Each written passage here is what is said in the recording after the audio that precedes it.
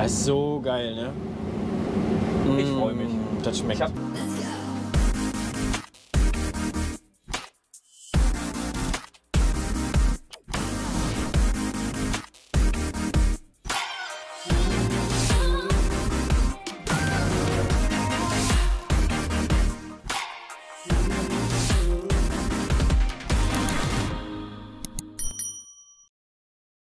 So Leute, wir müssen heute mal einen Ton von der GoPro nehmen. Irgendwie hat sich mein Mikrofon gerade aufgehangen.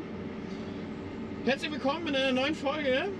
Wir haben hier noch einen kleinen Streifen Sommergerste. Weil das Saatgut im Herbst alle war, kam nicht rechtzeitig nach. Haben wir jetzt hier Sommergerste reingedrillt. Sorte kann ich euch gar nicht sagen, war einfach Sommergerste aus dem Futtermittelhandel. Gereinigte Ware. Sieht ganz gut aus.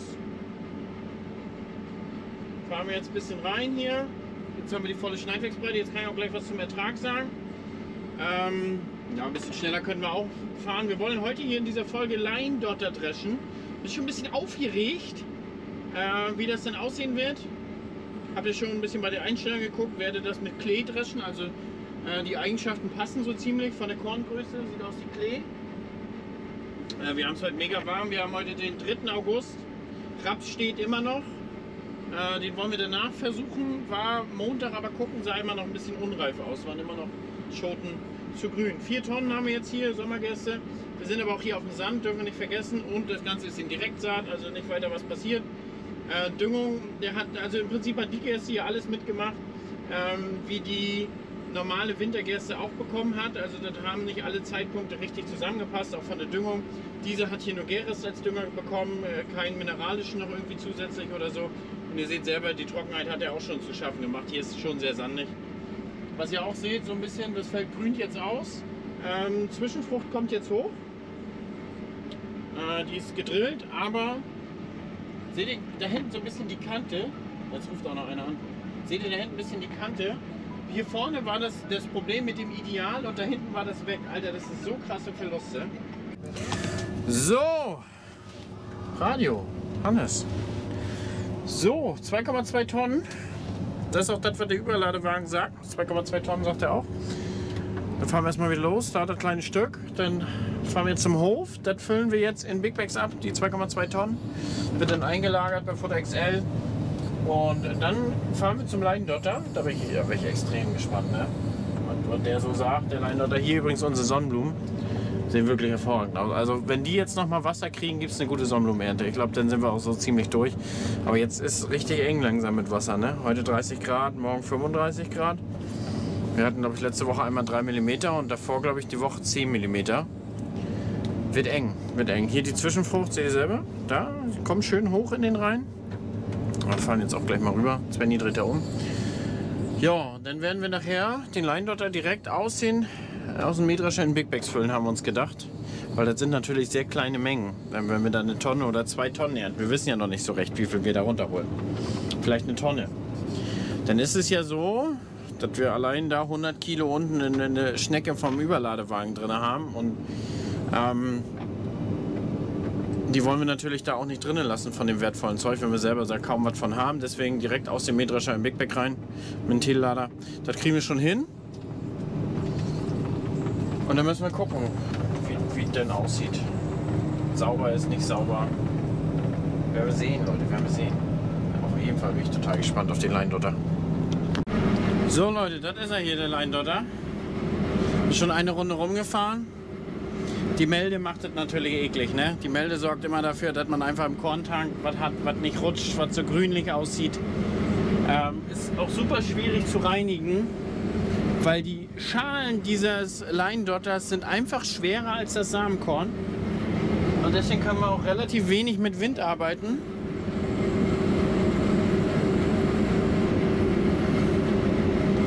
So, ich bin jetzt rumgefahren. Wir hatten, glaube ich, 1,2 Tonnen oder so eine Runde rum. Also ich glaube, naja, gereinigte Ware, es ist so 1 Tonne, würde ich sagen. Man muss natürlich, das Problem ist auch, es steht nicht viel drauf. Man muss ein bisschen Tempo machen, damit die Dreschorgane überhaupt Material haben zum Arbeiten. So sieht es da jetzt aus.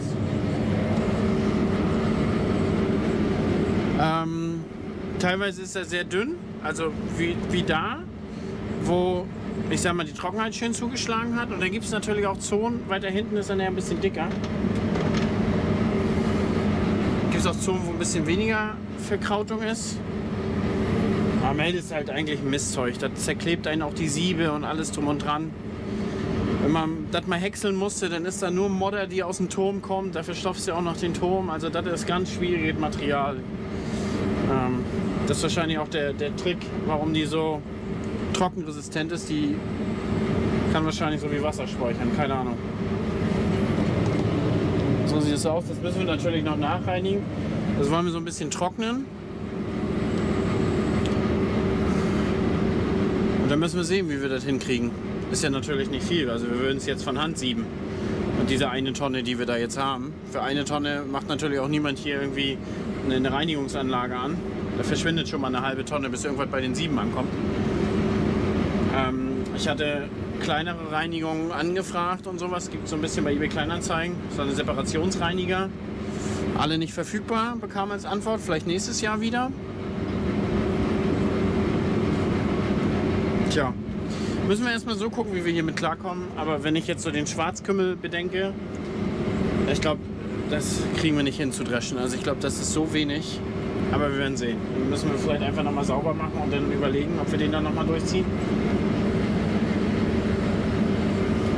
Ich habe jetzt das Obersieb nochmal runtergenommen auf 9. Dann vielleicht nochmal auf 8 runter. Das Problem ist, wir haben natürlich relativ wenig Material. Das heißt, am Ende ist das Sieb schon ziemlich leer. Das muss man sich vorstellen. Ne? Die Samen ist natürlich der schwerste Anteil, der rutscht natürlich runter. Die Schalen, die schwimmen so ein bisschen oben auf, weil die ja eine große Oberfläche haben. Und am Ende, wenn das Sieb halt leer ist, auch dann rutschen die mit rein. Ich bin aber, sieht schon besser aus als vorhin. Ich fahre jetzt hier 5 km/h. So, jetzt auch gar nicht so viel an Fläche. Ausgedroschen ist es auf jeden Fall, aber die Schalen sind beim Leindotter eine Schwierigkeit. Also wer da schon mal Erfahrung hat, kann gerne mal was reinschreiben. Was natürlich auch geil wäre, wäre irgendwie so Hafer mit Leindotter, Weizen mit Leindotter oder mitwächst. Hat man natürlich noch zusätzlich Material, was durch den Drescher geht und zusätzlich die Reinigungsorgane bestückt. Aber das Problem ist, ich habe hier niemanden, der mir das rausreinigen kann. Und auch keiner will sich hier so mit 10, 20 Tonnen abgeben. In meiner Region mir fehlt jemand, der vielleicht so einen kleinen Biobetrieb hat oder so, der auch eine Reinigung hat, wo man sagen kann, hier, ich bringe dir da mal 10 Tonnen. So, das sieht schon besser aus als vorhin. Wir gucken da gleich nochmal auf den Hänger. Ich fahre jetzt erstmal hier weiter, muss mich auch ein bisschen konzentrieren hier. Da vorne war ein Stein mit zwischen. Und ja, bis später. So, jetzt können wir uns das mal hier auf dem Hänger angucken. Ich meine, hier oben ist natürlich jetzt eine Menge drauf. Ist klar, dass das was zum Schluss reingerutscht ist. So sieht das gedroschen aus. Mir ist es ja zum Schluss ein bisschen gelungen, sauberer zu werden. Dafür sind dann aber die Streifen ja zu klein gewesen. Dann kommt dann wieder ein bisschen Dreck rein. So viel ist es geworden, das müssten jetzt 3 Tonnen sein. Ich denke mal, gereinigt sind es nachher 2 Tonnen. So Leute, und schon sind wir im Raps. Tigerdrill-Raps. Ja, präsentiert sich so wie eigentlich auch schon in den AKFs, nicht ganz so stark. Hier sind gerade 3,5 Tonnen auf dem Hektar, 2,67 ist gerade der Durchschnitt auf dieser Fläche, also da vorne war weniger. Jetzt wird es hier allmählich besser. Feuchte 4%. Und ja, so von der Optik hätte er noch ein bisschen können. Das Problem ist aber, hier kommt langsam so ein bisschen Zwiewuchs durch. Und der macht es dann auch wieder sehr unschön, muss man sagen. Ansonsten sehr, sehr grüne Stängel. Macht es noch ein bisschen schwierig beim Dreschen. Man muss mit relativ viel Haspeleinsatz fahren. Es rutscht sehr schwierig über den Tisch. Ja, also das macht es ein bisschen schwierig im Gesamten. Zum einen der Zwiewuchs könnte wirklich so abgereift wie da aussehen, aber so sieht er nicht aus. Ist doch noch sehr braun. Keine grünen Schoten mehr drin. Also das passt schon von daher, aber trotzdem ist halt da, wie ihr seht, sehr grüne Stoppel noch. So, wir machen das mal hiermit weiter. Mein Mikrofon ist alle und ach, heute ist nicht das Wahre. Also hier, ich weiß nicht, ob man es bei dem Handy gut erkennen kann. Auch das hier, diese ganzen grünen Strunken da dran. Ne? Das haben wir teilweise oft, auch öfter in den Jahren gehabt, wenn man den Raps da so sieht. Es ist so, wenn wir Trockenheit bekommen, dann sterben da so ein bisschen die Blüten ab. Dann kommt da aber wieder nachher Wasser, dann kommt da wieder Licht durch und schon fangen da wieder Pflanzen an zu wachsen. Und dann bekommt Raps bei uns immer gerne mal Zwiewuchs. Das ist wirklich unschön, muss ich sagen. Das macht das beim Dreschen auch schwierig. Hier sind jetzt nur noch ein paar Pflanzen, was man da auch sieht. Aber wenn es so richtig nesterweise ist, da quält sich der schon ganz gut durch, der Drescher. So, ansonsten lasse ich ihn jetzt per IntelliSense fahren.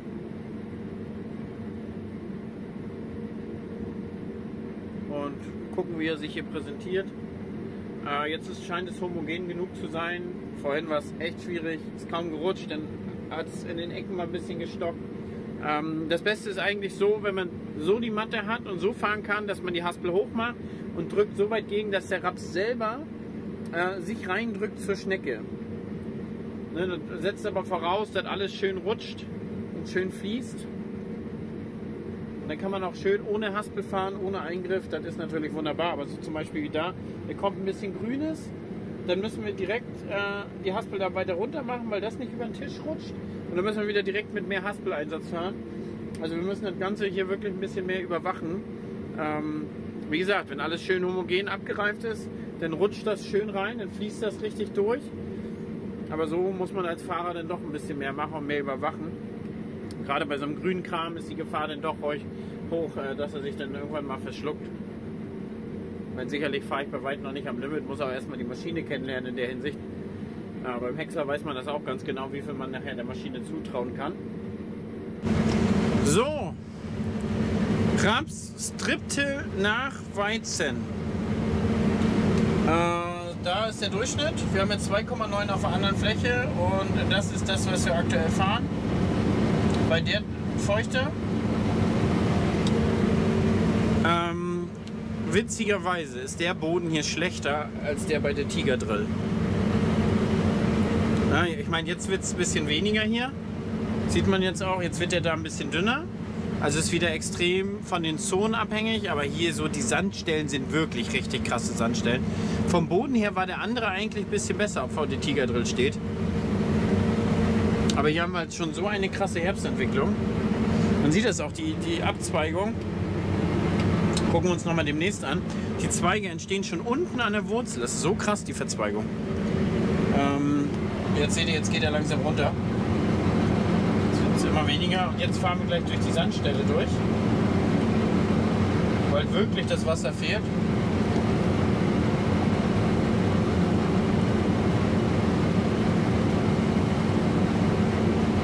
Jetzt wird er langsam wieder besser, ne?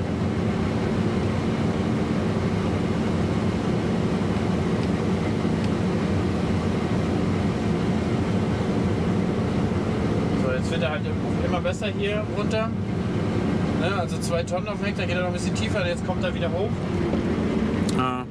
Das hat er sich natürlich verschluckt. Wenn er von so einem schlechten auf so einen guten Dings kommt, Raps kommt, was heißt verschluckt? Er ist jetzt da voll reingefahren, hat gesagt, oh, das steht viel zu gut. Und dann wird er halt erstmal ganz langsam. Ne? Das ist halt sehr, sehr inhomogen bei uns. Ne? Die Flächen aber im Gesamten schön reif, schön durchgereift, so wie er sein muss. Der ist jetzt trocken, klar. Aber bei Raps gibt es beim Landhandel, zumindest bei unseren ganzen Händlern hier, Mindervergütung, aber nur beim Raps. Das heißt, die Prozente, die man weniger an Wasser mitliefert, also er kann ja 9 haben, hat jetzt aktuell 4% Wasser.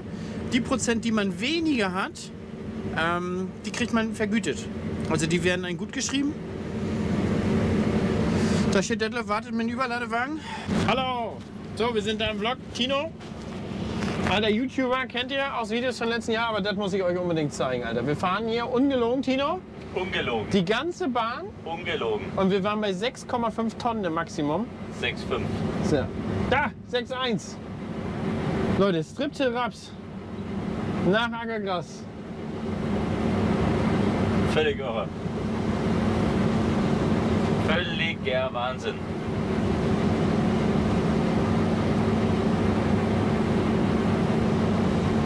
Das ist so krass, Alter. Das ist so krass. Ist aber auch eine schöne Matte, die er sich hier reinschlingt. Schmeckt. Schmeckt. Wir haben gerade übrigens, Leute, für Tinos Kanal McManus, haben wir vorhin gerade ein bisschen gedreht, wie funktioniert ein Mähdrescher. Haben wir, glaube ich, ganz gut gemacht. Seitenflügel aufgeklappt, haben das so ein bisschen erklärt. Könnt ihr mal gucken auf den Kanal. Ich vermute, wenn dieses Video rauskommt, Leute, könnte es bei Tino schon sein. Ja. Also ich habe ungefähr 2 Wochen Delay. Ja, kommt hin. Okay. 2 Wochen schaffen wir. McManus heißt der Kanal, Leute. Guckt mal rein. Haben wir eigentlich ein geiles Video aufgenommen. Da seht ihr noch mal ein paar andere Perspektiven, als ihr jetzt hier bei mir gewohnt seid. Habt ihr ein paar Außenaufnahmen und. So, wir fahren hier gerade eine gerade AB rein, oder wir versuchen es zumindest. Hannes hat nämlich letztens beim Probedreschen, naja, ein bisschen rumgemuscht. Gemuscht. Also war ein bisschen wild gefahren. Also ich weiß nicht, es war nicht schräg, es war nicht gerade, es war nicht kurvig. Es war irgendwas. Es war irgendwas, ne? Der Schlag hat hier ungefähr 30 Bodenpunkte, nicht ganz. Da in die Richtung geht es ein bisschen besser, da wird es ein bisschen leichter, und auf der anderen Seite wird es ein bisschen leichter. Bis jetzt das ist der Durchschnitt, das wird bis jetzt der beste Schlag werden. Hat aber auch den höchsten Humusgehalt. Nach Ackergras hatten wir schon gut über 1% Humus aufgebaut, das ist ein bisschen der Vorteil. Das andere Stück da hinten, Stripton auf Weizen, waren 3,1 Tonnen. Eigentlich auch sehr, sehr schlechter Boden. Im Gesamten sehr, sehr zufriedenstellend, kann ich super mit leben. Tino guckt die ganze Zeit hier ganz gespannt immer auf den Ertrag. Es ist irre. Ich freue mich da auch, muss ich ehrlich sagen. Ich freue mich da auch, dass da dein Plan aufgegangen ist und dass es halt dann solche Früchte trägt. Ich finde das klasse. Überleg mal, in 10 Tagen hätte der Kollege hier Geburtstag. Wer? Der hier, der Raps. Echt? Ja. Soll ich dir was sagen? Er würde 1 Jahr werden. Soll ich dir was sagen? Du hast auch in 10 Tagen Geburtstag? Ja. Ich habe am 14. August Geburtstag. Oh, der Raps kann nicht mehr feiern. Nee. Du hingegen der Raps schon. nicht. Aber ich denke an den Raps beim Feiern. Du denkst an Raps beim Feiern? Ja. So, Tino, wir sind voll. Das heißt, du kannst jetzt zum Fendt gehen, kannst dir den holen, kannst neben herfahren. Detlef ist nämlich gerade weg. Ich bin hier mit Detlef Einzelkämpfer. Wir lagern nämlich ein bisschen was ein und ein bisschen zum Landhandel parallel. Jetzt haben wir hier 2 Transporter, deswegen auch der Überladewagen, der wäre sonst gar nicht hier. Denn der ist so, weil wir ein paar Big Bags einlagern fürs Öl. Ja, jetzt kann Tino dahin spazieren. Sprint ich einmal zum Fendt, hol den her. Und dann gucken wir mal, wie du dich da schlägst, ne? Dann gucken wir mal, wie ich mich schlage. Der Hannes macht Sachen mit mir. Hol mal Fendt, komm mal her. Der LS-Farmer. Ja, ich habe vorhin gesagt, sag mal, Tino, kannst du den Trecker damit lang nehmen? Ja, gar kein Problem. Tino ist beim Anmachen gescheitert. Das stimmt nicht. Ja, du wusstest doch nicht, dass man Kupplung treten muss oder so. Nee, an war er doch. Ach, an war er. An war er, aber ich wusste nicht, wo die Handbremse ist. Ich habe den Hebel gesehen links, aber ich habe mich nicht getraut. Bei dem Fendt ist sie am Lenkrad. Am Lenkrad einfach Ja. zack. Okay. Und dann hat immer Stopp gepiept. Ja, Das hat mich total wuschig gemacht. Das ist so, wenn die Trecker mal ein bisschen älter werden. Da kriegen die ein bisschen mehr Wehwehchen. Haben sie hier mal einen Sensor und da mal einen Sensor. Die werden dann alle auf Schwung mit mal einmal repariert. Aber dann macht man nicht mehr für jeden Sensor was. Ja, und da war ich dann verwirrt. Und habe dann so gedacht, nee. Aber wo er dann lief er, oder? Ja, bin ja, ganz gut ja. hinterher Dann bist du gekommen. auch gut hinterher gefahren. Das ist Ja. so. Die 500 Meter hast du gut gemacht. Sag doch nicht, dass es nur 500 Meter waren, Mensch. Die 500 Kilometer hast du gut gemacht. So, naja, da hüpfe ich jetzt mal raus. Das ist so geil, ne? Ich freue mich. Das schmeckt. Ich habe zwar am Ende, ich bin ja nur Gast und schaue ja nur zu, aber man freut sich automatisch mit. Ich finde das klasse. Ja, sonst wäre wieder ein langes Gesicht gewesen, die nächsten Vlogs hier. Ist ja auch so, du arbeitest 1 Jahr Für diesen Moment. für diesen Moment. Und stell dir mal vor, du müsstest, ich meine, du bist ja nur auch selbstständig inzwischen. Ja. Stell mal vor, du arbeitest 1 Jahr in der Hoffnung, dann gehst du zum Chef und der sagt zu dir, ob du Geld verdient hast oder nicht. Ja. Und wenn der dann sagt, du, tut mir leid, du hast dieses Jahr kein Geld verdient. Und du denkst so, scheiße, wie sollst du denn jetzt 1 Jahr über die Runden kommen? 1 Jahr gearbeitet wie ein Mann. Ja, und nicht 1 Cent verdient. Und das haben wir leider Gottes so. Das müssen wir noch mitnehmen. Ach hier, das ist ja. So. Gut, Tino, geh mal holen. Ich hol mal. Hannes, bis Bis gleich. gleich. I'm so good at pretending. Keep on smiling in my tiny bubble. Like a movie without ending. Spending time like it was going backwards. Bruises covering our walls, but they fall down. Diving deeper in the